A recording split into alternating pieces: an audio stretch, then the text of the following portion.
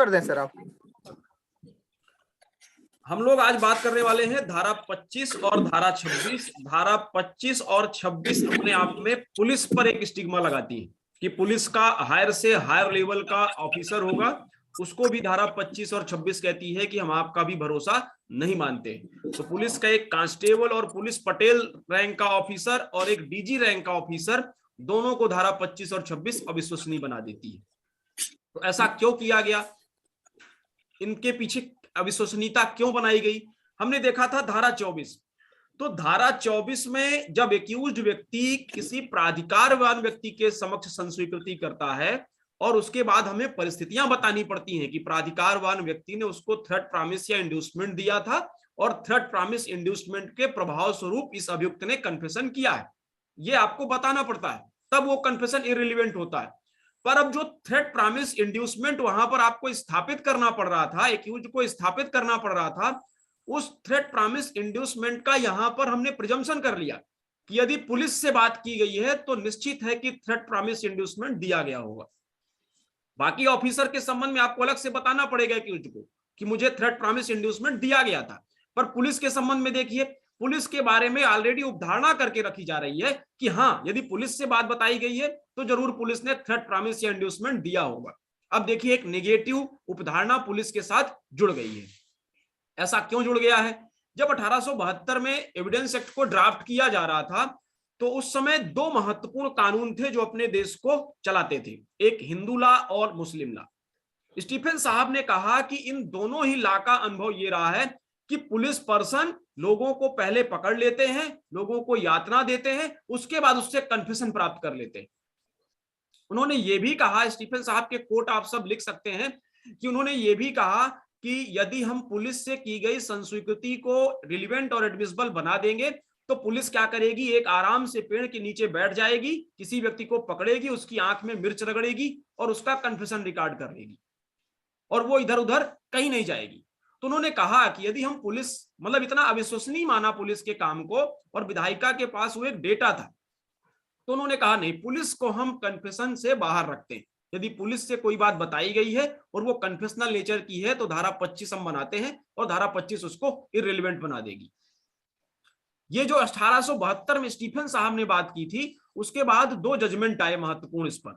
एक आया queen versus Babulal 1884 में, और दूसरा आया आपका दगड़ू वर्सेज महाराष्ट्र राज्य 1977 में। दोनों ही महत्वपूर्ण जजमेंट है पुलिस की विश्वसनीयता को लेकर। एक तो स्टीफन साहब की बातें हम समझ लें कि उन्होंने कहा जो हमारे यहाँ मुस्लिम लॉ है और हिंदू लॉ है, उन दोनों ही विधियों में हमने देखा है कि पहले शारीरिक यातना दी जाती है किसी व्यक्ति को पकड़कर और उसके बाद हम उसका कन्फेशनल स्टेटमेंट रिकॉर्ड कर लेते हैं, पुलिस ऐसा करती है। तो उन्होंने कहा यदि हम आज भी यही स्थिति रखेंगे तो हमारा जो क्रिमिनल जस्टिस सिस्टम है वो सर्वाइव नहीं कर पाएगा, हम वस्तु स्थिति तक नहीं पहुंच पाएंगे। तो स्टीफन साहब ने ये दिया और एक कोट दिया कि यदि हम ऐसा कर देते हैं, भारतीय पुलिस के संबंध में उन्होंने बात की कि भारतीय पुलिस को यदि हमने कन्फेशनल स्टेटमेंट अलाउ कर दिया तो वो आराम से एक पेड़ के नीचे बैठ जाएगी, किसी व्यक्ति को पकड़ेगी, उसकी आंख में मिर्च रगड़ेगी और वो संस्वीकृति रिकॉर्ड कर लेगी बजाय कि इधर उधर घूमने की, वो उसके लिए आसान हो जाएगा। फिर स्टीफन साहब की बात को 1884 में लॉर्ड स्ट्रेट थे आपके, इंपरर वर्सेज या क्वीन वर्सेज बाबूलाल का मामला कहें, तो उन्होंने भी यही बात कही कि पुलिस का ये नेचर है कि पुलिस यातनाएं देती है, आपके साथ कुछ डिसीट करेगी, कुछ धोखा देगी और आपकी कन्फेशन रिकॉर्ड कर लेगी, क्योंकि पुलिस को कई बार पुलिस का काम ही होता है कि दो सिद्धि तक लोगों को पहुंचाना और इसके लिए उसको प्रशंसा मिलती है, प्रमोशन मिलता है। तो वो तो प्रमोशन और प्रशंसा के लिए किसी को भी पकड़ के कन्फेशनल स्टेटमेंट रिकॉर्ड करके और प्रमोशन प्रशंसा पालेगी। तो उन्होंने कहा कि जो स्टीफन साहब ने 1872 में विचार दिए थे, 1884 में भी स्ट्रेट साहब ने क्वीन वर्सेज बाबूलाल के मामले में यही विचार रिट्रेट किए। फिर बात आती है कि जब हमारा सुप्रीम कोर्ट आ गया, आजाद भारत की बात करें तो 1977 में महत्वपूर्ण मामला आया दगड़ू वर्सेज महाराष्ट्र राज्य। तो देखिए, जो 1872 में थी 100 वर्ष बाद भी वही विचार है, जूरिस्ट के मन में वही विचार है। इस मामले में न्यायमूर्ति गोस्वामी थे दगड़ू वर्सेज महाराष्ट्र राज्य में।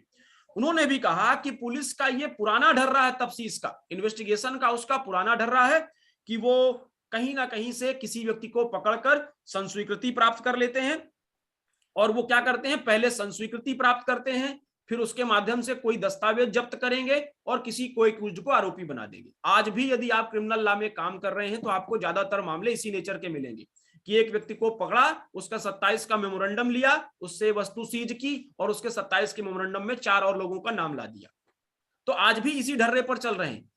1872 में यही चीज कही गई, 1977 में कही गई, और आज आप यदि प्रैक्टिकली देखें तो आज भी यही स्थिति है कि पुलिस क्या करती है, कन्फेशन प्राप्त करने पर जोर लगाती है, बनस्पत इधर उधर घूमने के या इन्वेस्टिगेशन करके दस्तावेज कलेक्ट करने के। और होता क्या है कि एक बार जब कन्फेशनल स्टेटमेंट पुलिस को मिल गया तो वो भरोसा कर लेती है, हाँ हमने आरोपी को पकड़ लिया, अब सब ठीक है। और वो क्या करती है, उसके बाद जो ज्यादा अच्छा एविडेंस हो सकता है उसकी सर्च ही बंद कर देती है। और हुआ क्या कि बाद में मामला कोर्ट जाता है तो कोर्ट तो एविडेंस पर बात करता है और मामले फेल हो जाते हैं, एक्विटल हो जाता है। तो ये 3 जजमेंट्स आप ध्यान रखें, स्टीफन साहब का कोर्ट ध्यान रखें, बाबूलाल वर्सेस क्वीन का ध्यान रखें, और दगड़ू वर्सेस महाराष्ट्र राज्य। ये तीनों पुलिस के समक्ष संस्वीकृति के बात करते हैं कि क्यों उनको विश्वसनीय नहीं माना गया। अब एक और मामला आता है कि जिसमें पुलिस के बारे में विचार किया गया कि ये 1872 से लेके क्या आज तक हमारी परिस्थिति नहीं बदली है। तो अबुल हसन वर्सेस डीआईजी का मामला आया, अबुल हसन वर्सेस डीआईजी का मामला आया। उन्होंने कहा कि यह पुलिस अधिकारियों के लिए एक तरह का अपमान है। जो धारा 25 और धारा 26 है वो पुलिस अधिकारियों को एक तरह से अपमानित करती है कि, और ऐसा क्यों किया जा रहा है, पुलिस के उच्च से उच्च अधिकारियों को अपमानित किया जा रहा है। क्यों किया जा रहा है, उनके अधीनस्थ कर्मचारियों के जो कंडक्ट रहा है लंबे समय तक, जो विधानमंडल की मन पर रहा, उसके कारण। आज की स्थिति क्या है कि लॉ कमीशन अब कह रहा है कि कुछ जो पुलिस के बड़े अधिकारी हैं उनको ऐसा अलाउ कर देना चाहिए कि उनके समक्ष कन्फेशन को हम रिकॉर्ड पर लें। तो ये बात कर रहे थे धारा 25 की पृष्ठभूमि पर कि धारा 25 क्यों लाई गई है। हमने आपसे विचार शेयर किए कि धारा 25 इसलिए लाई गई है कि पुलिस अविश्वसनीय है। अविश्वसनीय क्यों है, किसने किसने कब कहा अविश्वसनीय है, और आज भी उसकी विश्वसनीयता की स्थिति क्या है। तो तीनों परिस्थितियां आप ध्यान रखें। स्टीफन साहब ने जब ड्राफ्ट बनाया तब उनके क्या विचार थे, इंपरर वर्सेस सामग्री में क्या विचार थे, और Dagdu versus state of Maharashtra में सुप्रीम कोर्ट के क्या विचार थे। अबुल हसन में उसको कहा गया कि ये पुलिस अधिकारियों के लिए, उनके लिए गरिमा का विषय नहीं है, उनकी गरिमा को कम करता है। अब हमने देखा कि धारा 24 में थ्रेट प्रॉमिस इंड्यूसमेंट एक्यूज्ड को गिल्टी कहीं ना कहीं से बताना पड़ रहा था। जो एक्यूज्ड था उसको बताना पड़ रहा था कि हमें थ्रेट प्रॉमिस इंड्यूसमेंट दिया गया है। अब यहां पर उसे ये नहीं बताना है कि मुझे थ्रेट प्रॉमिस इंड्यूसमेंट दिया गया। एक्यूज सिर्फ ये कह देगा कि ये मेरा पुलिस के समक्ष किया गया कन्फेशनल स्टेटमेंट, पुलिस से किया गया कन्फेशनल स्टेटमेंट है, तो प्रिजम्पशन है कि थ्रेट प्रॉमिस इंड्यूसमेंट रहा होगा। अब धारा 25 एक बार देख लें। धारा 25 कहती है कि किसी पुलिस ऑफिसर से की गई कोई भी संस्वीकृति किसी अपराध के अभियुक्त के व्यक्ति के विरुद्ध साबित ना की जाएगी। अब इसमें शब्द देखिएगा, एक एक शब्दों का बड़ा महत्व है। इंग्लिश वर्जन इसका देख लें, no confession made to police officer shall be proved against a person accused of any offence. मतलब ऊपर हमने देखा था कि धारा 24 क्या कर रही, इररिलेवेंट बना रही थी, और यहां पर क्या कर रही है कि साबित करने से रोका जा रहा है। दोनों शब्द आते हैं, इररिलेवेंट शब्द आएगा धारा 24 में और नॉट प्रूव्ड शब्द आएगा धारा 25 में। परीक्षाओं में जब आप देखें तो दोनों शब्दों को अलग अलग ध्यान रखिएगा कि धारा 24 में इररिलेवेंट शब्द का उपयोग किया गया है और धारा 25 में शैल नॉट बी प्रूव्ड शब्द का उपयोग किया गया। शब्दों को ध्यान रखिएगा। धारा 24 हमने जब कन्फेशन पढ़ा था तो एक साहू वर्सेज यूपी स्टेट का मामला पढ़ा था कि कन्फेशन के लिए जरूरी नहीं है कि कन्फेशनल स्टेटमेंट आप सामने वाले तक कन्वे करना चाह रहे हैं। यदि आप अपने आप में बुदबुदा रहे थे और किसी ने आपका कन्फेशनल स्टेटमेंट सुन लिया तो वहां भी काम चल रहा था, कन्फेशन हो जा रहा था। पर यहां पर ऐसा नहीं है, यहां पर मेड टू शब्द लिखा हुआ है। देखिएगा, made to a police officer, made to शब्द लिखा हुआ। अभी तक हम मेड पढ़ रहे थे, धारा 24 में आपको मेड शब्द लिखा हुआ। मेड टू का क्या मतलब होता है? मेड टू का मतलब होता है कि आप दूसरे सामने वाले व्यक्ति को कम्युनिकेट करना चाह रहे हैं। मेड टू शब्द का बड़ा अंतर है। यदि मेड टू आशय व्यक्त करता है विधायिका का धारा 25 में, यदि आपने पुलिस से संस्वीकृति की है, मतलब आप पुलिस को कम्युनिकेट करना चाहते थे संस्वीकृति, तभी धारा 25 लागू होती है। यदि आप भीड़ में कोई चीज बोल रहे हैं और पुलिस ने सुन ली, तो यहां मेड टू पुलिस नहीं है। जैसे आप भीड़ में कोई शब्द बोल रहे हैं, वहां पर एक पुलिस ऑफिसर खड़ा हुआ था, उसने भी सुन लिया, आप संबोधित भीड़ को कर रहे थे, तो यहां मेड टू की परिभाषा से बाहर हो जाता है ये स्टेटमेंट, ये मेड टू की परिभाषा से बाहर हो जाता है। तो इसीलिए मेड टू शब्द का ध्यान रखिएगा। मेड टू थोड़ा सा स्पष्ट कर देते हैं आपको कि मेड टू का तात्पर्य क्या होता है। मेड टू का मतलब है कि जो आप कम्युनिकेट करना चाह रहे। अभी तक हम देख रहे थे कि धारा 24 में कन्फेशन का जब हम विचार पढ़ रहे थे, तो वहां पर पढ़ रहे थे कि आपकी ना भी इच्छा हो, आप किसी को कम्युनिकेट नहीं भी करना चाहते हैं और सामने वाले ने सुन लिया आपके कन्फेशन को, तो वो कोर्ट में जाके बता सकता है। पर जब धारा 25 का अवलंब हमें लेना होगा, तो यहां ये बताना होगा कि made to police officer, police officer को संस्वीकृति की गई थी, उसके प्रेजेंस और उसकी अब्सेंस का मतलब नहीं है। यदि करने वाले का मानसिक उद्देश्य यह है कि मैं पुलिस ऑफिसर से कन्फेस करूं, तो वो धारा 25 में आएगा। यदि पुलिस उसका उद्देश्य नहीं है, वो कम्युनिकेट नहीं करना चाहता है, कम्युनिकेशन जरूरी है और कम्युनिकेशन का इंटेंशन होना जरूरी है, यदि दोनों नहीं है तो मेड टू की परिभाषा में नहीं आएगा। अब दूसरी बात कर लेते हैं पुलिस ऑफिसर की। इसमें सीताराम का एक मामला, उस पर बात करेंगे बाद में। मेड टू को जरूर ध्यान रखिएगा, मेड और मेड टू में अंतर है। मेड में आप ना भी चाहें और सामने वाले ने सुन लिया तो मेड हो गया, पर मेड टू है कि आप कम्युनिकेट करना चाहते हैं सामने वाले को, कम्युनिकेशन बड़ा महत्वपूर्ण है मेड टू में। फिर बात करते हैं पुलिस ऑफिसर, दूसरा शब्द हमें मिलता है इसमें पुलिस ऑफिसर। तो पुलिस ऑफिसर मतलब क्या होता है ये जान लेते हैं। तो पुलिस ऑफिसर में ऑफिसर शब्द लिखा हुआ है, तो पहले इस पर भ्रमित ना हो कि एसपी रैंक का ऑफिसर या एसडीओपी रैंक का ऑफिसर, इस पर भ्रमित ना हो। ऑफिसर मतलब पुलिस पर्सन, चाहे वो आरक्षक हो, चाहे सब इंस्पेक्टर हो, इंस्पेक्टर हो, एसपी हो, डीजी हो या पुलिस पटेल हो, कोई भी हो, पुलिस पर्सन ध्यान रखना। यहां ऑफिसर का मतलब रैंक से नहीं है। ठीक, आप केसला भी लिख सकते हैं यदि चाहे तो, कि यहां पर कहा गया कि पुलिस ऑफिसर मतलब ऑफिसर पर भ्रमित नहीं होना, पुलिस का आदमी होना चाहिए बस, किसी भी रैंक का हो, रैंक महत्वपूर्ण नहीं है। आर वर्सेज धनचम, आर वर्सेज धनचम, इसमें स्पष्ट किया गया कि यहां पर रैंक से कोई लेना देना नहीं है। पुलिस पटेल भी शामिल है, पुलिस चौकीदार भी शामिल है, इंपरर वर्सेज बैमा, इंपरर वर्सेज पुनिया, इन सब में स्पष्ट किया गया कि यहां पर रैंक से कोई लेना देना नहीं। अब दूसरी बात आती है कि पुलिस ऑफिसर, हम तो रैंक तो छोड़ दिया हमने कि रैंक से मतलब नहीं है। अब दूसरा यहां पर बात आती है कि हम देखें कि एक्साइज एक्ट में भी लोग काम करते हैं, एनडीपीएस एक्ट में भी कुछ लोग काम करते हैं, आप देखें आरपीएफ आपको रेलवे स्टेशन पर मिल जाएगी, तो क्या ये सब भी पुलिस ऑफिसर हैं? मापदंड क्या है, हम किसी व्यक्ति को पुलिस ऑफिसर माने या ना माने, मापदंड क्या है? तो मापदंड इसमें सबसे महत्वपूर्ण मापदंड है और आप इसको जरूर लिखें। सबसे महत्वपूर्ण मापदंड है कि क्या चार्जशीट फाइल करने का अधिकार है। जिस व्यक्ति की हम बात कर रहे हैं पुलिस ऑफिसर की, क्या उसको चार्जशीट फाइल करने का अधिकार है? तो जिस संगठन को, जिस व्यक्ति को चार्जशीट फाइल करने का अधिकार है, चार्जशीट क्या है? धारा 190 का खंड खा, धारा 190 सीआरपीसी का खंड खा, कि जहां पर पुलिस रिपोर्ट पर मजिस्ट्रेट संज्ञान लेता है। 173 की रिपोर्ट जिसको तैयार करने का अधिकार है जिस भी संगठन के अधिकारी को, वो कहलाता है पुलिस पर्सन। ये सबसे बड़ा मापदंड है। इसी मापदंड पर आप देखेंगे बहुत सारे जिन्हें आप पुलिस मानेंगे उन संगठन के लोगों को बाहर कर दिया गया, सिर्फ इसलिए कि उनके पास ये अधिकार नहीं है कि वो 173(2) की रिपोर्ट मजिस्ट्रेट के सामने पेश कर सके। तो ये सबसे बड़ा महत्वपूर्ण मापदंड है कि आप कैसे जानेंगे कि संबंधित अधिकारी, इसने वर्दी लगा के रखी है पर ये पुलिस पर्सन है या नहीं है। तो मापदंड आपका, यदि उस अधिकारी को इन्वेस्टिगेशन का और इन्वेस्टिगेशन के बाद पुलिस रिपोर्ट सबमिट करने का अधिकार तो वो है पुलिस पर्सन, अदरवाइज वो नहीं है।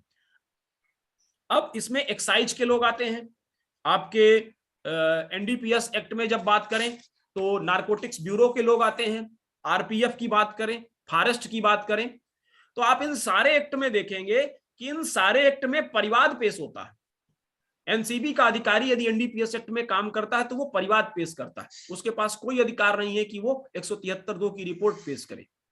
जो आप देखें कि एक्साइज एक्ट में काम करता है ऑफिसर, वो भी परिवाद पेश करता है। पुलिस रिपोर्ट पेश नहीं करता है।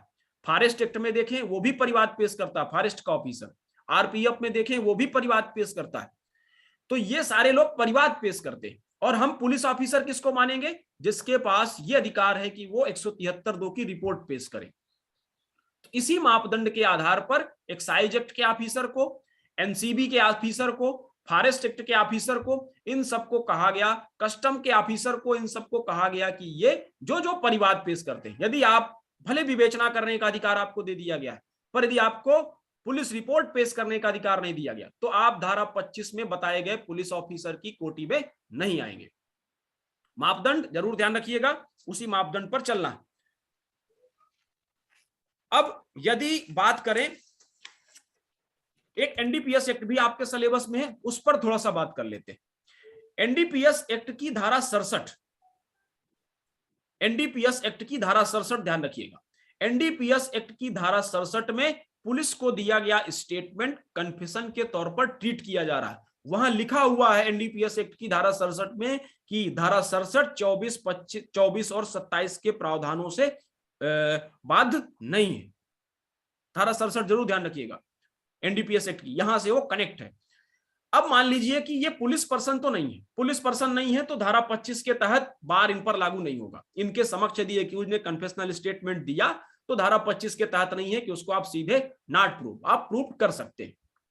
पर भूलना नहीं है कि ये व्यक्ति धारा 24 में बताए गए सक्षम प्राधिकारी में आते हैं, कंपिटेंट अथॉरिटी में आते हैं।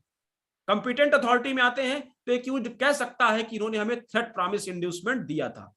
तो धारा 25 तो आपको नहीं रोक रहा। यदि आप एनडीपीएस एक्ट में एनसीबी के कर्मचारी हैं, एक्साइज एक्ट में कर्मचारी हैं, या फॉरेस्ट एक्ट के आप कर्मचारी हैं, या आप दूसरे एक्ट हैं, आपके मिलिट्री एक्ट है उसके कर्मचारी हैं, तो यहां पर आपको परिवाद पेश करने के लिए कहा गया है।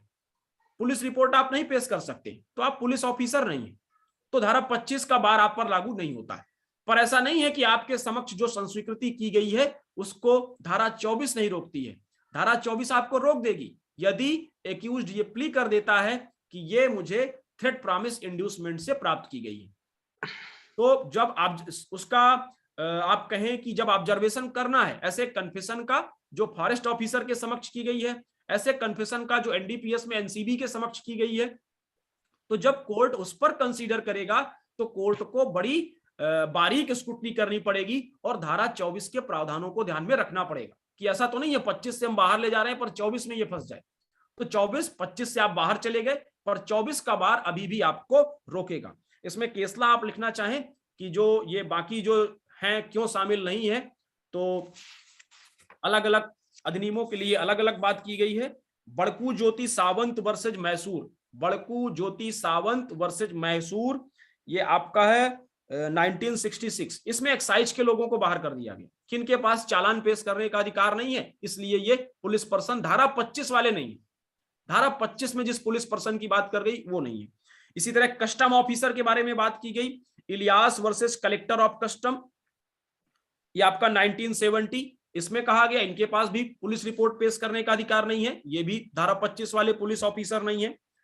इसी तरह एनडीपीएस एक्ट में आया आपका कि एनडीपीएस एक्ट में लिख सकते हैं Ram Singh versus central bureau of narcotics 2011, इनके पास भी एनडीपीएस एक्ट में जो एनसीबी के लोग होते हैं उनकी बात हो रही कि एनसीबी नारकोटिक्स ब्यूरो के लोग वो पुलिस पर्सन नहीं है, उनके समक्ष आप कन्फेशन करते हैं तो धारा 25 का बार आपको नहीं रोकेगा।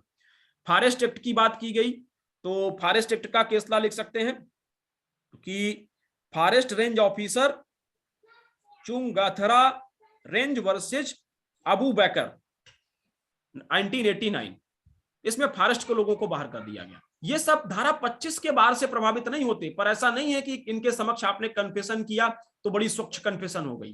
धारा 24 आड़े आ जाती है। धारा 24 कहती है कि ये सक्षम प्राधिकारी हैं। तो धारा 24 में आपने पढ़ा ना, अथॉरिटी शब्द पढ़ा, ये सारे अथॉरिटी तो हैं क्योंकि ये आपको प्रोसिक्यूट कर सकते हैं, आपके खिलाफ परिवाद पेश कर सकते हैं, ये अथॉरिटी है। तो धारा 24 वाला बार इन पर लागू होता है पर धारा 25 का बार इन पर लागू नहीं होता। तो ये पुलिस पर्सन जानना जरूरी है कि धारा 25 में जो पुलिस पर्सन बताया गया है तो पुलिस पर्सन का क्या मतलब है। मापदंड जरूर ध्यान रखें कि मापदंड है कि जहां पर आपको पुलिस रिपोर्ट सबमिट करने का अधिकार नहीं है तो आप पुलिस पर्सन धारा 25 वाले नहीं है, आप धारा 24 की परिधि में चले जाएंगे। मेड 2 पर बात हो गई कि हमने एक बार फिर मेड 2 आपसे चर्चा कर लेते हैं कि मेड 2 में हमने देखा था कि कन्फेशन के लिए जरूरी नहीं है कि आप मेड 2 हो। कन्फेशन के लिए कोई जरूरी नहीं था कि आपने किसी व्यक्ति को एड्रेस किया। साहू का मामला ध्यान रखें कि अपनी बहू को मार के वो बाहर निकल रहा, बुदबुदा रहा, किसी से वो बताना नहीं चाह रहा, वो अपने आप से बात कर रहा, पर जिस पड़ोसी ने सुन लिया उसका स्टेटमेंट कन्फेशन के रूप में हमने कंसीडर किया था। फिर बात करें कि यदि वो सीक्रेट भी रखना चाहता है, एक्यूज सीक्रेट भी रखना चाहता है, तो भी कन्फेशन यदि बाहर चली गई है। पर यहां पर मेड 2 शब्द का इस्तेमाल किया गया है। मेड 2 मतलब आप पुलिस से कन्फेशन कर रहे हैं, आप कम्युनिकेट कर रहे हैं पुलिस को, जानबूझकर पुलिस को बता रहे हैं, तभी मेड 2 में आएगा। इसका एक केसला जो हमने आपसे कहा था कि श्रीदेवी वर्सेज स्टेट 1974 कि एक व्यक्ति भीड़ में कुछ लोगों को बता रहा था, कन्फेस कर रहा था चीजों को, तो वो पुलिस को नहीं कम्युनिकेट कर रहा था, उसके मस्तिष्क में कहीं पर नहीं था कि मैं पुलिस को चीजें बता रहा हूं, वो भीड़ को बता रहा था। एक पुलिस का कर्मचारी वहीं पर खड़ा हुआ था। तो अब ये कन्फेशन क्या 25 के बार में आएगी? तो बिल्कुल नहीं आएगी, क्योंकि मेड 2 पुलिस नहीं है। मेड 2 पुलिस होना चाहिए, वो भीड़ को बता रहा था, पुलिस को नहीं बता रहा था। इसी तरह ध्यान रखें कि यदि मेड 2 पुलिस है, मेड 2 पुलिस है, तो फिर आप ये कहें कि मान लीजिए कि रीवा में किसी मामले का इन्वेस्टिगेशन चल रहा है और आप इंदौर में हैं, इंदौर की पुलिस ने आपको पकड़ा और आपने इंदौर की पुलिस के सामने रीवा वाले मामले का एडमिशन कर लिया, कन्फेशन कर लिया, तो क्या ऐसा हो सकता है कि आप कहें कि रीवा की पुलिस के सामने तो नहीं किया गया है तो इसको कन्फेशन बना लें? तो ध्यान रखें कि आप किसी भी अपराध का, कहीं का भी अपराध हो, आप किसी भी पुलिस ऑफिसर के सामने कन्फेस करें तो धारा 25 आड़े आ जाती है। तो ऐसा जरूरी नहीं है कि जिस पुलिस इन्वेस्टिगेशन ऑफिसर के सामने करें तब भी 25 का प्रयोग होगा, किसी भी पुलिस ऑफिसर के सामने करें। इसमें एक चीज और जान लें कि यदि मान लें कि पुलिस का आईपीएस ऑफिसर है, वो डेप्यूटेशन पर किसी सिविल विभाग का अधिकारी बन गया, डायरेक्टर बन गया, कमिश्नर बन गया, आईपीएस है मूलतः, वो पुलिस का अधिकारी है, और फिर आपने उस आईपीएस के सामने जाकर कन्फेस किया। आज की डेट पर वो क्या है कि कमिश्नर कोऑपरेटिव है, मूलतः पुलिस का ऑफिसर है पर डेप्यूटेशन पर कहां चला गया, कमिश्नर कोऑपरेटिव। तो अब यहां पर क्या होगा, क्या उसको हम पुलिस मानेंगे? तो बिल्कुल मानेंगे, क्योंकि वो मूलतः पुलिस का ऑफिसर है। ऐसा नहीं है कि वो वर्दी लगा के खड़ा हो तब हम उसको पुलिस का ऑफिसर मानेंगे, वो सिविल ड्रेस में है, मूलतः पुलिस का ऑफिसर है और सिविल सोसाइटी में काम कर रहा है, सिविल ऑफिस में काम कर रहा है, तब भी हम उसको पुलिस ऑफिसर मानेंगे। अब ऐसा भी हो सकता है कि पुलिस ऑफिसर ने आपको मारा पीटा और कहा कि ठीक है मैं चला जाता हूं, इसके सामने कर लेना कन्फेशन, तो इसको भी हम मानेंगे कि पुलिस से की गई कन्फेशन। यदि आप थर्ड पर्सन से भी करते हैं और पुलिस के दबाव में करते हैं तो वो भी पुलिस से की गई कन्फेशन है, उसको भी उपयोग में नहीं ला सकते। अब इसके 2 अपवाद स्वरूप मामले मिलते हैं अपने को कि जो इस विचार से कंट्राडिक्टरी जहां पर कोर्ट ने डिसाइड किया है। एक है Sitaram versus state of Uttar Pradesh. Sitaram versus state of Uttar Pradesh में क्या था कि एक व्यक्ति ने अपनी पत्नी को मारा, अपनी पत्नी को मारा और एक लेटर लिख दिया इंस्पेक्टर के नाम कि मैंने अपनी पत्नी को मारा है और मैं 20-25 दिन अभी यात्रा पे जा रहा हूं, लौट के आऊंगा तो अरेस्ट हो जाऊंगा। वो कन्फेशनल लेटर, उसका स्टेटमेंट पुलिस को मिल गया जब पत्नी के 100 के पास। अब बात ये आई कि क्या ये कन्फेशन पुलिस से किया गया है, मेड 2 पुलिस है, ये विवाद आया। तो यहां पर जो कोर्ट्स थी उसने डिसाइड किया, सीताराम वर्सेज उत्तर प्रदेश आपका ये मामला है 1966।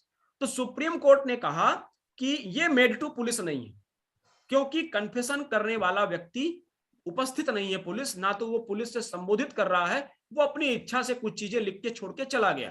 तो कहा गया कि जब लेटर के माध्यम से आप लिखें तो मेड 2 पुलिस नहीं है। इसको ध्यान रखिएगा कि जो हमारा कॉन्सेप्ट है मेड 2 पुलिस का, उससे उल्टा ये बात करता है, इसलिए कई बार समस्याओं के रूप में आता है और हम अपने जो कॉन्सेप्ट के हिसाब से चीजें लिख देते हैं। पर यदि ये दृष्टांत आता है पत्नी वाला कि पत्नी के बगल में लेटर रख के चला गया, तो वो मेड 2 पुलिस की परिभाषा में नहीं आया, इसलिए उसको धारा 25 के तहत एडमिसिबल कर लिया गया। हालांकि जो मूल विचार है हमारा उसके ये उल्टा है।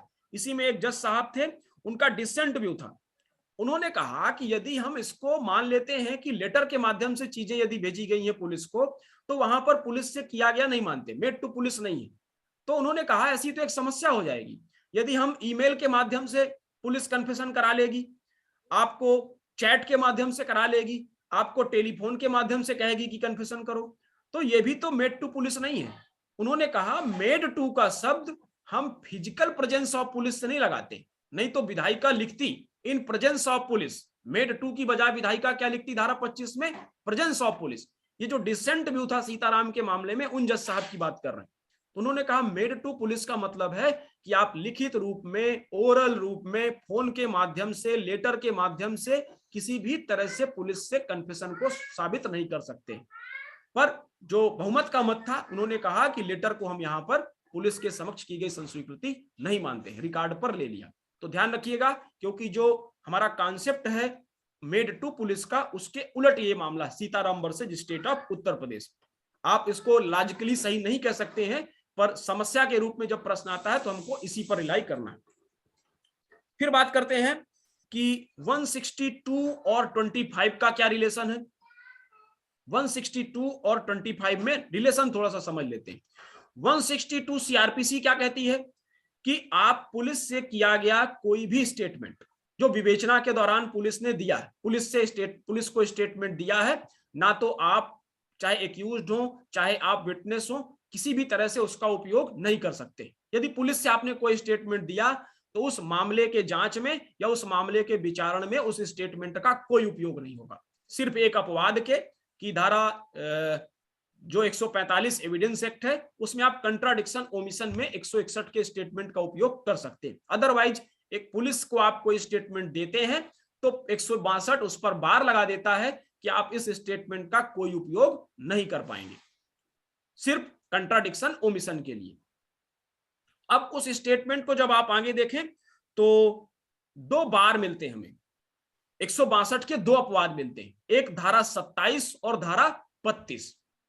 धारा 27 एविडेंस एक्ट 162 का अपवाद है। 162 क्या कहता है कि आप पुलिस से किए गए स्टेटमेंट का उपयोग नहीं कर सकते, सिर्फ कंट्राडिक्शन ओमिशन को छोड़कर।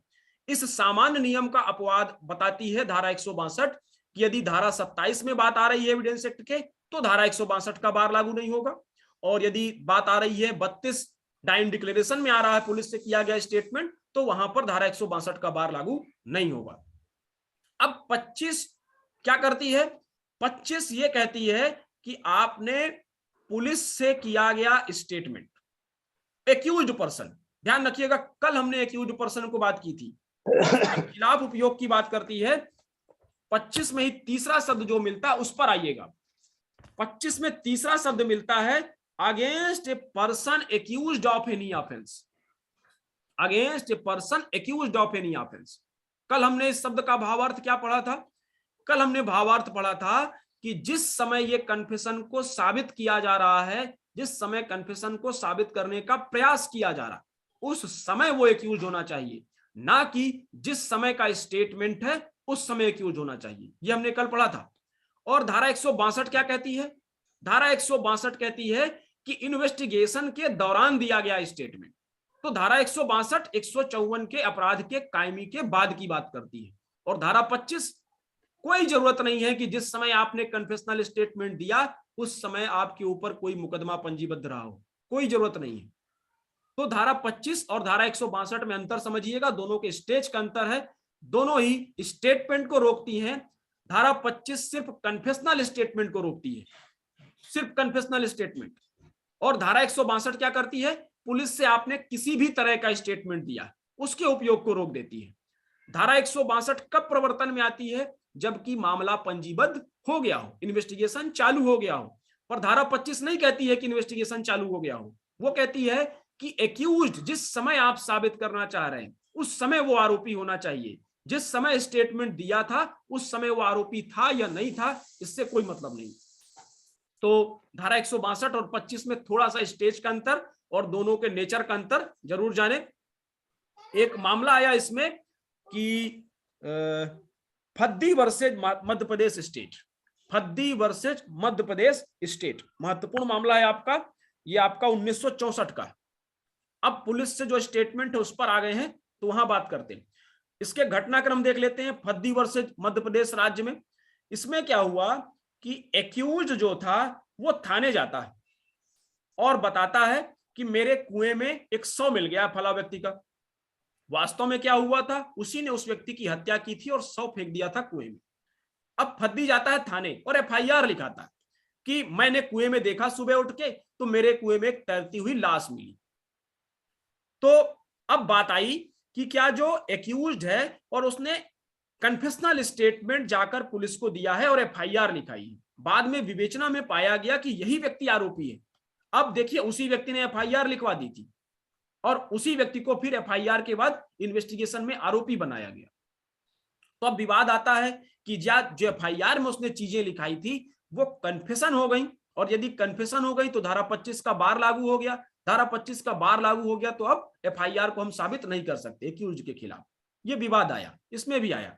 एक्यूज ने कहा कि ये तो मैंने ही रिपोर्ट लिखाई थी और पुलिस से मैंने जाके बताया था कि लाश मिली हुई, लाश पड़ी हुई है, तो ये तो धारा 25 में आ गया, कन्फेशनल स्टेटमेंट है, इसलिए आप इसको साबित नहीं कर सकते। फद्दी versus state of Madhya Pradesh.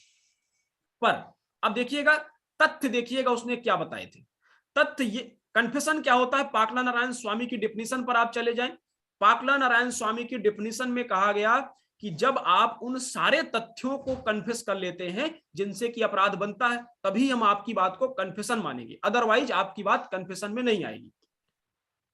तो अब यहां पर उसने स्वीकार क्या लिया था, स्वीकार क्या किया है, स्वीकार किया है जाकर कि मेरे कुएं में लाश पड़ी हुई है।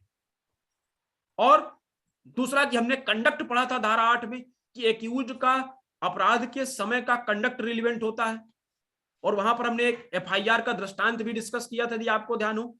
तो यहां पर कहा गया कि जो फद्दी का स्टेटमेंट था, जो उसने एफआईआर लिखाई थी, उससे कन्फेशन की परिभाषा में वो स्टेटमेंट नहीं आ रहा, क्योंकि वो ये नहीं स्वीकार कर रहा कि मैंने अपराध किया, वो सिर्फ एक तथ्य स्वीकार कर रहा है। तथ्य क्या स्वीकार कर रहा है कि मेरे कुएं में लाश पड़ी हुई है और उसकी जानकारी में है कि लाश पड़ी हुई, सबसे पहले उसकी जानकारी में है। तो कहा गया कि उसका ये स्टेटमेंट कन्फेशन की परिभाषा में नहीं आता, और धारा 25 किसको रोकती है, कन्फेशन को रोकती है। ये स्टेटमेंट एडमिशन की परिभाषा में आता है, और एडमिशन है तो धारा 21 के तहत इसको हम साबित कर सकते हैं। फद्दी versus state of Madhya Pradesh, ध्यान रखिएगा कि कन्फेशन को ही धारा 25 रोकती है यदि आपकी बातें कन्फेशन की परिभाषा में आ रही हैं। कन्फेशन किसने बताया, पाकला नारायण स्वामी के जज मामले में एटकिन साहब ने बताया कि जब आप चीजों को पूरा पूरा स्वीकार कर लेते हैं तो आपकी बात को हम कन्फेशन मानेंगे। तो यहां पर उसने पूरा पूरा अपराध को स्वीकार नहीं किया। जब पूरा पूरा अपराध को स्वीकार नहीं किया, विवादक या सुसंगत तथ्य के बारे में सिर्फ अनुमान इंगित किया, तो वो एडमिशन हो गया, और एडमिशन को हम धारा 21 में साबित कर सकते हैं, और इसी को हम धारा 8 में कंडक्ट के तौर पर साबित कर सकते हैं। तो ये बात हुई जब आप ही एफआईआर लिखाएं और आप ही आरोपी बन जाएं। पर एफआईआर में आपने क्या किया था, ट्राइंग टू मिसलीड, पुलिस को आप मिसलीड करना चाह रहे थे, कन्फेस नहीं कर रहे थे, तो आपकी बात धारा 21 और धारा 8 में आपके खिलाफ सुसंगत हो जाएगी। पर यदि मान लें कि आपने कन्फेस कर लिया, जाके सीधा सीधा कन्फेस ही कर लिया कि साहब मैंने ही हत्या की, और एफआईआर लिखा दी, जाके पुलिस ने एफआईआर लिख ली, तब क्या होगा, तो तब ध्यान रखिएगा कि वहां पर हम फिर अब कन्फेशनल स्टेटमेंट को उपयोग नहीं कर पाएंगे, क्योंकि कन्फेशन टू पुलिस, यहां सीधे कन्फेस कर रहा, वो सीधा सीधा जाके पूरी बातों को स्वीकार कर ले रहा। तो अब वहां पर फिर अब कन्फेशन की परिभाषा में जब एफआईआर आ गई, तब हम एक्यूज्ड के विरुद्ध साबित नहीं कर पाएंगे। तो यदि एडमिशन की परिभाषा में आती है तो धारा 21 और धारा 8 रिलेवेंट बना देते हैं। पर यदि बात सीधा सीधा कन्फेशनल है कि वो सीधा बताता है कि मैंने अपनी पत्नी की जाकर हत्या कर दी है। एक अग्नू नगेसिया वर्सेज बिहार राज्य का मामला था, अग्नू नगेसिया वर्सेज बिहार राज्य। इसमें व्यक्ति ने जाके सीधे बताया कि मैंने अपने चाची के, उसके दामाद के और उसकी बेटी की हत्या कर दी, और हत्या करने के बाद उनके 100 घर पर पड़े हुए हैं, और जिस हथियार से हत्या की है वो भी पड़ा हुआ है। तो देखिए, जो कन्फेशनल चीजें आ रही हैं, कन्फेशन क्या कर रहा है कि मैंने हत्या की है, इन व्यक्तियों की हत्या की है, और वही जाके एफआईआर लिखा रहा। तो जो चीजें सीधे कन्फेशनल आ रही हैं उसको धारा 25 रोक देती है, आप उस पार्ट को साबित नहीं कर सकते। जब धारा 27 पढ़ेंगे तब फिर अग्नू नगेसिया के आगे की बात पढ़ेंगे। तो यहां पर इतना जानना जरूरी है कि जब एफआईआर आप ही लिखाएं, तो यदि एफआईआर कन्फेशनल नेचर की है, कन्फेशनल है या नहीं है, हमें कन्फेशन की परिभाषा से जानना पड़ेगा, तो साबित नहीं की जा सकती है, धारा 25 रोक लगा देती है। और यदि कन्फेशनल नेचर की नहीं है, सिर्फ एडमिशन की परिभाषा में आ रही है, तो फिर आप धारा 21 और धारा 8 के तहत उसको सुसंगत बना सकते हैं। फिर बात करते हैं, एक और इसमें बात रह जाती है कि डिपार्टमेंटल प्रोसीडिंग का क्या होगा। यदि आपने पुलिस से कोई कन्फेशन की और आपके खिलाफ डिपार्टमेंटल प्रोसीडिंग भी चल रही है, जो पब्लिक सर्वेंट होते हैं अमूमन उनके खिलाफ 2 मामले चलते हैं। यदि वो कोई अपराध करते हैं अपने ऑफिस में तो 2 मामले चलते हैं, एक डिपार्टमेंटल इंक्वायरी चलती है और एक अपराध चलता है। तो क्या यदि पुलिस के समक्ष उसने कोई चीज स्टेटमेंट दिया और स्वीकार कर लिया, तो अब हम उसको ट्रायल में तो उसके खिलाफ साबित कर नहीं सकते हैं क्योंकि धारा 25 आड़े आ जाती है। पर क्या हम डिपार्टमेंटल इंक्वायरी में उसके खिलाफ चीजों को साबित कर सकते हैं कि ये देखिए साहब इसने पुलिस को बताया था?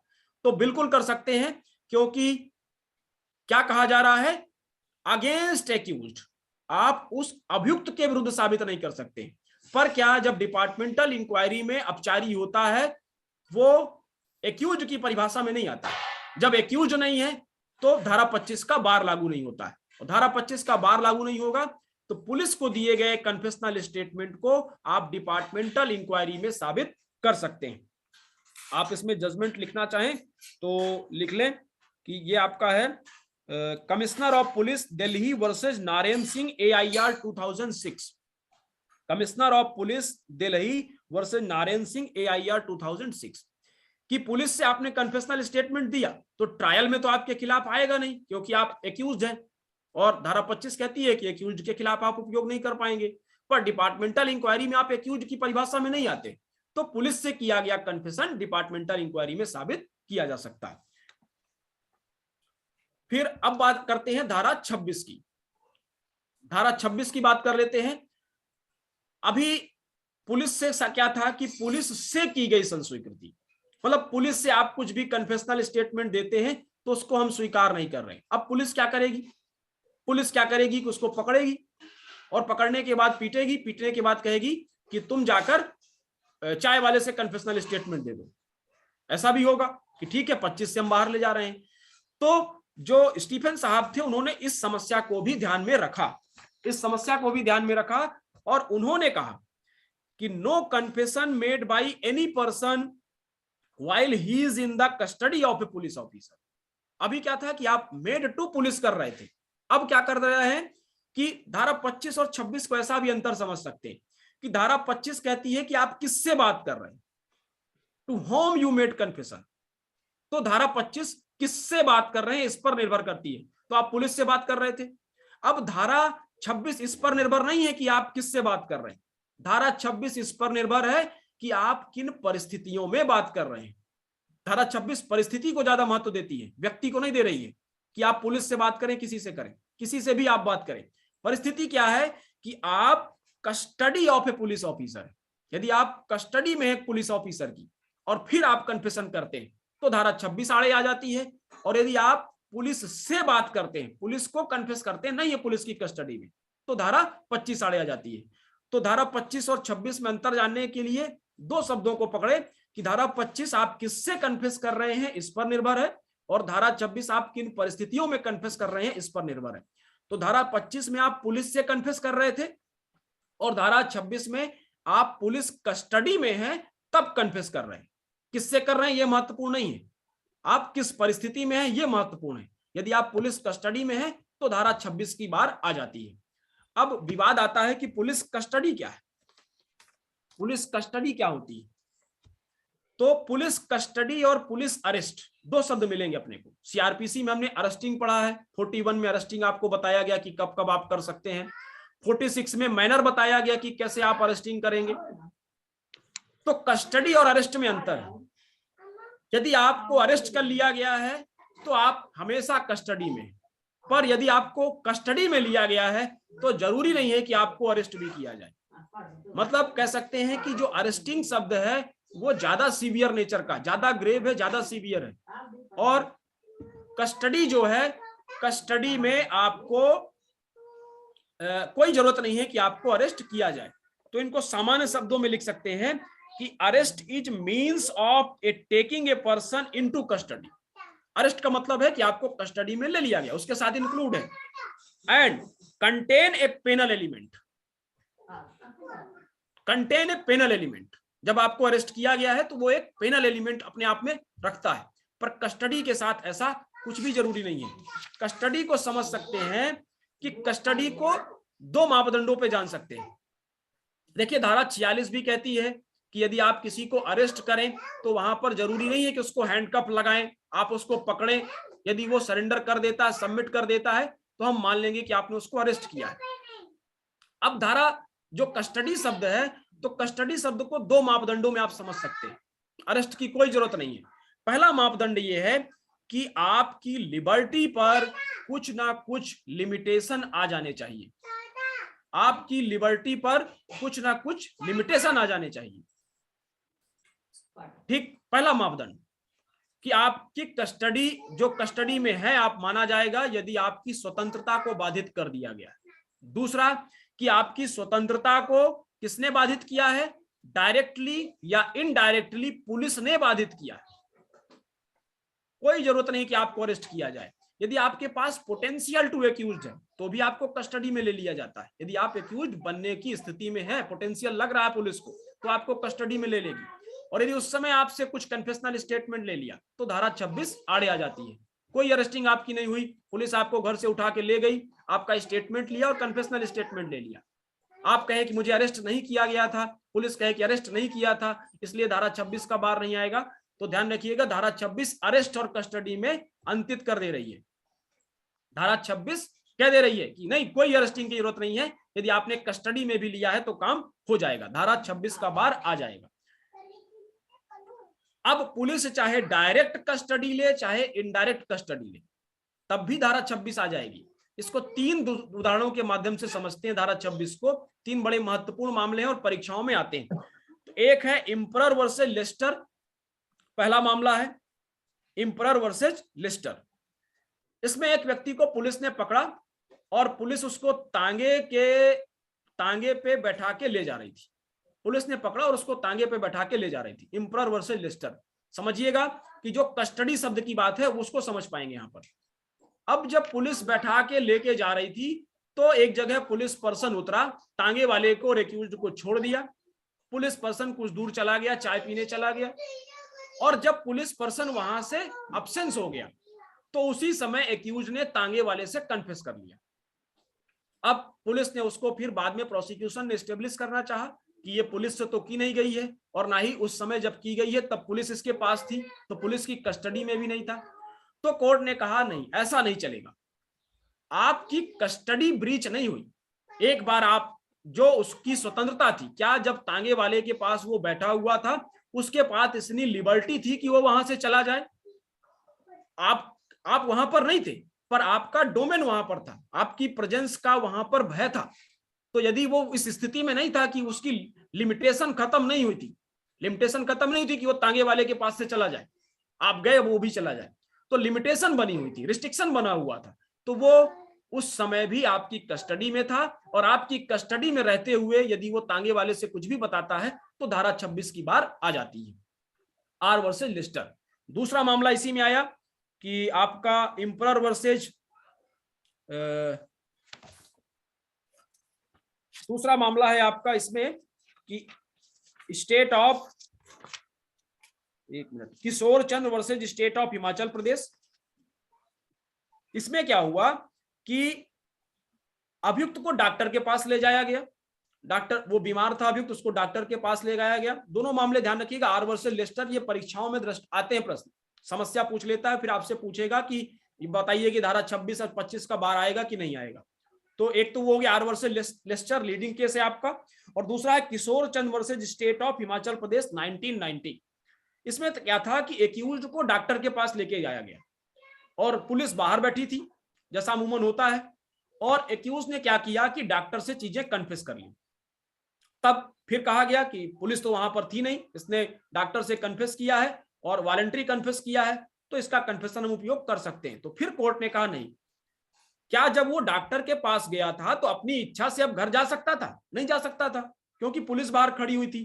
तो पुलिस की कस्टडी वहां पर थी, वो पुलिस के नियंत्रण में था, और यदि पुलिस के नियंत्रण में था, पुलिस की कस्टडी में था, तो फिर वो किसी से भी कन्फेस करे, धारा 26 का बार लागू हो जाता है।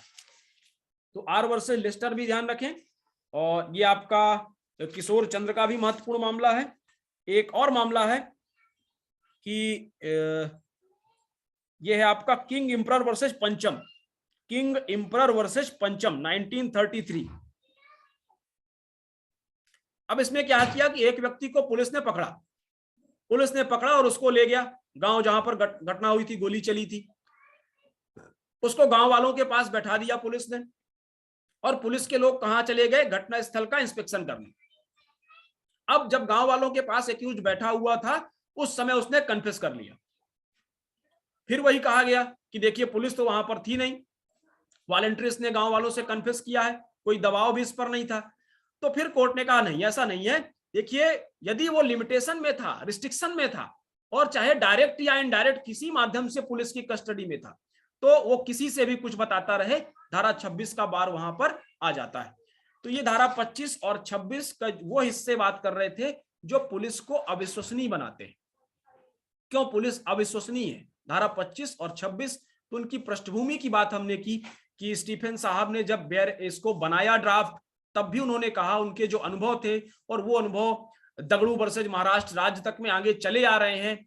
अबुल हसन में बताया जा रहा है कि पुलिस की गरिमा के खिलाफ है, लेकिन कम करने के लिए नहीं कहा जा रहा। ला आयोग की रिकमेंडेशन जरूर है, पर अभी तक उनको एक्ट में इनेक्ट नहीं किया गया। फिर पुलिस पर्सन कौन होते हैं, मेड टू का क्या मतलब है, और एक्यूज्ड अगेंस्ट एक्यूज है उसका क्या मतलब है। जैसे हमने डिसिप्लिनरी इंक्वायरी के बारे में पढ़ा, वहां पर वो एक्यूज नहीं है, तो फिर धारा 25 का बार नहीं आता। उपयोग कर सकते हैं, पर जहां पर वो एक्यूज्ड है वहां पर उपयोग नहीं करेंगे। एफआईआर के संबंध में हमने बात की कि यदि एफआईआर कन्फेशनल नेचर की है तब उपयोग नहीं कर पाएंगे, और यदि एडमिशन नेचर की है या कंडक्ट को बताती है तब उपयोग कर सकते हैं। धारा 26 की यदि आप, हाँ धारा 26 में एक चीज और ध्यान रखें कि धारा 26 एनी पर्सन की बात करती, यहां पर एक्यूज्ड की बात नहीं करती। हमने पहले भी कहा था कि जिस व्यक्ति को कस्टडी में लिया जा रहा है उसके पास पोटेंशियल हो सकता है एक्यूज्ड बनने का। जिस समय वो एडमिशन स्टेटमेंट दे रहा है उस समय एक्यूज नहीं था, पर उसके पास पोटेंशियल था। तो ये शब्द परीक्षाओं में आते हैं कि धारा 24 इररिलेवेंट बनाती है चीजों को, धारा 25 प्रूव्ड करने से रोकती है, धारा 24 और 25 में आपको अगेंस्ट एक्यूज शब्द का उपयोग मिलेगा, और जो धारा 26 है वो एनी पर्सन की बात करती है, एक्यूज की बात नहीं करती। वहां पर सिविलियन कस्टडी, कई बार आप ध्यान रखिए, तो कस्टडी आपके भले के लिए भी हो सकती है।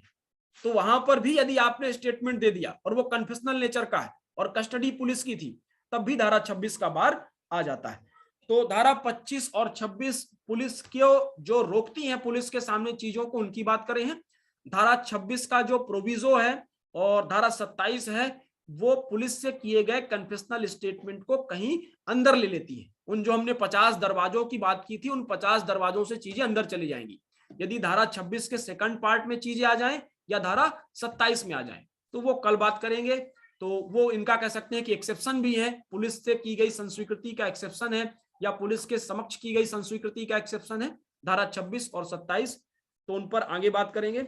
यदि कुछ प्रश्न हो आप लोगों के तो उस पर चर्चा कर सकते हैं। एक कल प्रश्न आया था, वो थोड़ा सा मिसलीड हुए थे हम, कि किसी ने पूछा था कि जब 164 के स्टेटमेंट लिखे जा रहे हैं तो 281 और 313 का क्या मतलब है। तो 281 में जो लिखा हुआ है, तो 281 प्रोसेस बताती है, कोर्ट के लिए एक डायरेक्शन देती है, वो सब्सटेंटिव पार्ट नहीं था, इसलिए कल चर्चा नहीं की थी हमने। वो कोर्ट को बताती है कि अब आपने तय कर लिया कि इसकी वॉलंटरी है कन्फेशन, इस पर कोई थ्रेट इंड्यूसमेंट या प्रॉमिस नहीं है, वॉलंटरी है, और इसको आपने ये भी जता दिया कि तुम्हारे खिलाफ उपयोग में आएगी। तब कोर्ट लिखेगी कैसे कन्फेशन, तो वो बताती है धारा 281 कि आपको उसी तरह लिखना है जैसे एक्यूज्ड स्टेटमेंट लिखते हैं। तो वो प्रोसेस की बात कर रही है, सब्सटेंटिव पार्ट नहीं था, इसलिए कल हमने रोक दिया था। नित्यानंद सर यदि प्रश्न हो किसी के तो ले लेते हैं। आप लोगों से आग्रह है वीडियो चालू कर लें, जिनको प्रश्न करने हैं वीडियो चालू करके करें। जो वीडियो चालू कर सकते हैं वीडियो चालू कर लें। प्रतिमा पांडे जी आप प्रश्न करें। प्रदीप उपाध्याय जी आप प्रश्न करें। हेलो, हाँ प्रश्न करिए। सर जैसे कल आपने बताया था कि धारा 24 जो है उसका प्रभाव सीआरपीसी के एक्यूज्ड पर लागू बात नहीं करती है। हाँ, सीआरपीसी के एक्यूज्ड की बात नहीं करती, तो क्या ये सिर्फ सिविल केसेस की बात करती है क्या? नहीं मैडम, देखिए पहले आप ये समझ लें कि कन्फेशन को साबित कैसे किया जाएगा, आप उस पर कंफ्यूज, यदि वो समझ लें तो समझ जाएंगे। आपने कोई स्टेटमेंट दिया अपने परिजनों को कि देखिए मैंने वहां पर कल रात को हत्या कर दी, ठीक, आपने अपने परिजन को बताया। बाद में आपके खिलाफ जहां आपने हत्या की थी वो रिपोर्ट लिखा देंगे, पुलिस आपको पकड़ेगी। जिस समय आपने अपने परिजन को बताया था उस समय क्या एक्यूज थी आप? नहीं थी। तो वही हम बात कर रहे थे कि सीआरपीसी में एक्यूज आप कब बनते हैं? सीआरपीसी में एक्यूज बनते हैं जब आपके खिलाफ 154 की रिपोर्ट हो जाती है। पर यहां पर जब आपने अपने परिजन को बताया था तब तक आप एक्यूज नहीं थे, अपराध आपके खिलाफ कायम नहीं हुआ था। तो धारा 24 दोनों को सुरक्षा देती है कि आप, जरूरी नहीं है कि जिस समय आपने स्टेटमेंट दिया था, अब वो स्टेटमेंट साबित कैसे होगा कोर्ट के सामने? आप तो एक्यूज बन गए, अब आपने कन्फेशन किया है अपने परिजन से, तो आपके परिजन कोर्ट में जाके बताएंगे कि इन्होंने मुझसे बताया था कि मैंने वहां पर हत्या की है। तो साबित तो दूसरा करता है, एक्यूज नहीं जाएगा साबित करने। जिससे उसने स्टेटमेंट दिया है वो व्यक्ति कोर्ट के सामने जाकर बताता है कि हाँ इससे इन्होंने मुझसे कन्फेस किया था। तो वो टाइमिंग की बात हो रही है कि जिस समय आप कन्फेस कर रहे हैं उस समय आप एक्यूज्ड हैं या नहीं है, इससे मतलब नहीं है।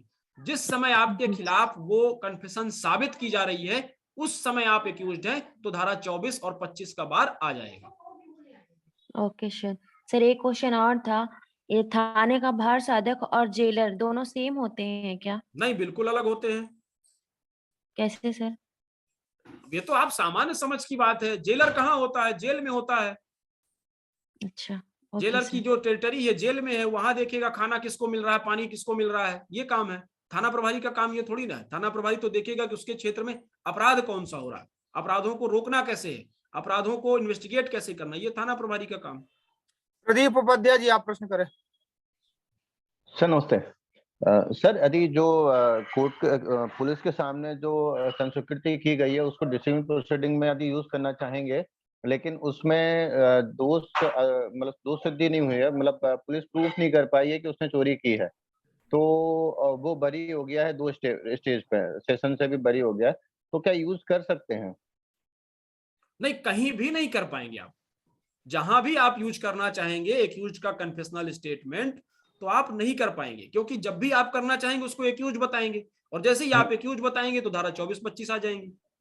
अच्छा, लेकिन डिसिप्लिनरी प्रोसीडिंग में तो कर सकते हैं ना, आपने बताया। हाँ, डिसिप्लिनरी प्रोसीडिंग में कर सकते हैं, धारा 25 का बार नहीं आएगा वहां पर। भले वो बरी हो गया है। बिल्कुल बिल्कुल कर सकते हैं। अच्छा ठीक है, thank you sir. Ajit Shukla ji आप प्रश्न करें।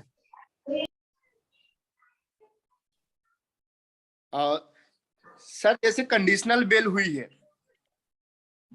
और मजिस्ट्रेट ने कुछ बार लगाए हैं कि आप बाहर नहीं जा सकते हैं या ये नहीं कर सकते हैं, तो वो भी कस्टडी की परिभाषा में आएगा क्या? नहीं, पुलिस कस्टडी की बात हो रही है। जुडिशियल कस्टडी में यदि आप कन्फेशन करेंगे तो वहां पर 25-26 लागू नहीं होते हैं। कस्टडी ध्यान रखिएगा, पुलिस की कस्टडी, जुडिशियल कस्टडी और पुलिस कस्टडी में अंतर है। यदि आप जुडिशियल कस्टडी में कन्फेशन करते हैं तो 25-26 की रोक वहां पर नहीं है, वहां पर फिर 24 की रोक है कि थ्रेट प्रॉमिस इंड्यूसमेंट नहीं होना चाहिए। यदि आपने वॉलेंट्री कर दिया वहां तो फिर आपके खिलाफ वो उपयोग में लाई जाएगी।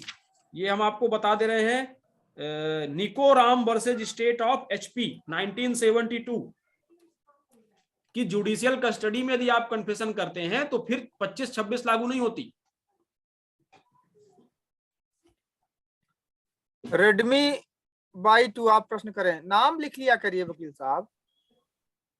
सॉरी, केस वापस बोलिए। निकोराम हिमाचल प्रदेश 1972। रेडमी बाई 2 वकील साहब प्रश्न करिए। हाँ जी साहब, ये नाम पता नहीं क्यों आया नहीं, मैंने तो उसमें किया था, आई डोंट नो। प्रश्न करिए। अच्छा सर, नमस्कार, मेरे 2 क्वेश्चन है। पहला ये है कि आर वर्सेस लिस्टर जो आपने बताया था, इसका ईयर बता देंगे प्लीज? अच्छा, एक मिनट बता दें।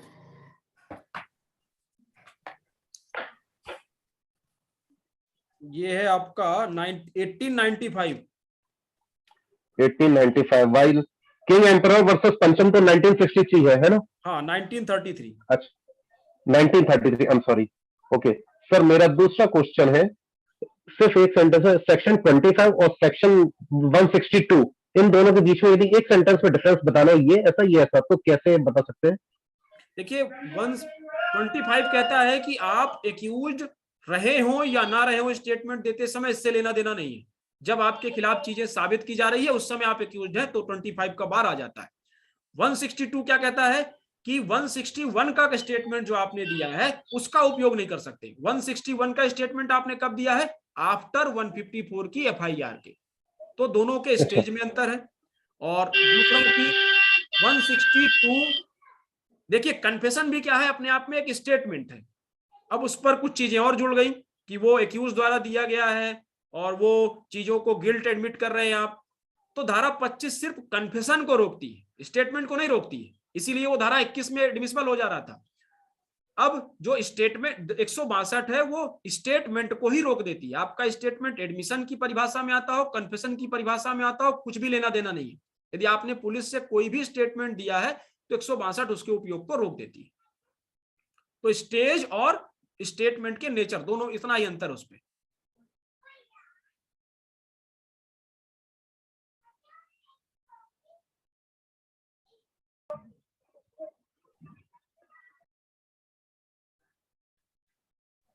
जगन्नाथ कुलकर्णी जी प्रश्न करें।